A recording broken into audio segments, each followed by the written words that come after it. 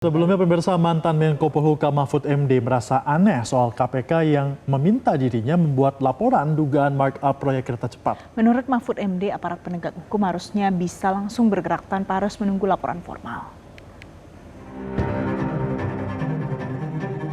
Naik 3 kali lipat kan?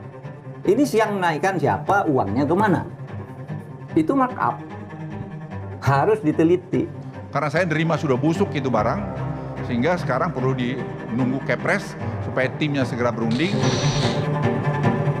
Komisi Pemberantasan Korupsi (KPK) merespons pernyataan ex-Menko Polhukam Mahfud MD yang menyebut ada markup anggaran proyek kereta cepat Jakarta-Bandung atau WUSH. Juru bicara KPK Budi Prasetyo mengatakan omongan Mahfud MD tidak bisa ditindaklanjuti jika tidak dilaporkan secara resmi.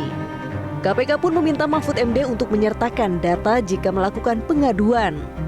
Jika memang menemukan adanya informasi atau dugaan awal, termasuk data-data adanya dugaan tindak pidana korupsi, KPK mendorong kepada masyarakat untuk kemudian menyampaikan kepada KPK. Informasi dan data tersebut tentu nanti akan dipelajari, ditelaah apakah ada unsur-unsur dugaan tindak pidana korupsinya atau tidak. Kemudian tentu nanti akan ditelaah apakah juga menjadi bagian dari tugas fungsi kewenangan KPK. Mahfud lantas merasa aneh atas permintaan KPK itu. Menurutnya aparat penegak hukum seharusnya bisa langsung bergerak tanpa harus menunggu laporan formal. Mahfud mengatakan jika memang berminat menyelidiki WUSH, KPK tidak usah menunggu laporan darinya dan mempersilahkan KPK memanggilnya untuk menunjukkan isi siaran tersebut. Sebelumnya di YouTube pribadinya, Mahfud MD mengaku mencium adanya indikasi pidana korupsi dalam proyek kereta cepat Jakarta-Bandung. Mahfud menyebut ada dugaan markup anggaran beberapa kali lipat dalam pembiayaan proyek kereta cepat Indonesia-China atau WUSH di era pemerintahan Joko Widodo. Dugaan ini harus diselidiki lebih jauh untuk mendeteksi kemana uang dilarikan dan dinikmati siapa saja. Ketua Dewan Ekonomi Nasional Luhut Binsar Panjaitan sebelumnya juga mengakui secara terbuka bahwa proyek kereta cepat Jakarta-Bandung sudah bermasalah sejak awal perencanaan.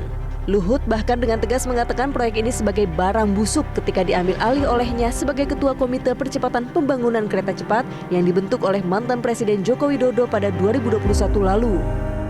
WUSH itu masalahnya apa sih? WUSH itu kan 3 restructuring aja. Siapa yang minta APBN?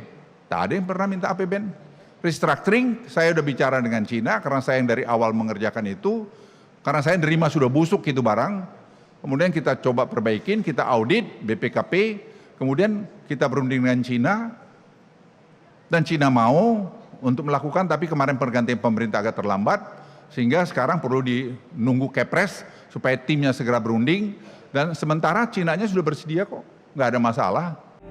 Proyek kereta cepat Indonesia-China atau KCIC terus menjadi sorotan banyak pihak usai pernyataan Menteri Keuangan Purbaya Yudi Sadewa.